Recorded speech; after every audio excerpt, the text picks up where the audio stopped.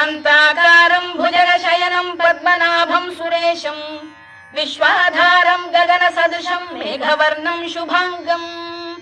लक्ष्मीकान्तं कमलनयनं योगिधृध्यानगम्यं वन्दे विष्णुं भवभयहरं सर्वलोकैकनाथं मेघश्यामं पीतकौशेयवासं श्रीवत्साङ्कं कौस्तुभोद्भासिताङ्गम् पुण्योपेतं पुण्डरीकायताक्षं विष्णुं वन्दे सर्वलोकैकनाथम् नमः समस्तभूतानामादिभूताय भूभृते अनेकरूपरूपाय विष्णवे प्रभविष्णवे सशङ्खचक्रं सकिरीटकुण्डलं सपीतवस्त्रं सरसीरुहेक्षणं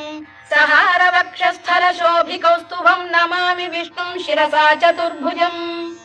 छायायां पारिजातस्य हेमसिंहासनोपरि आसीन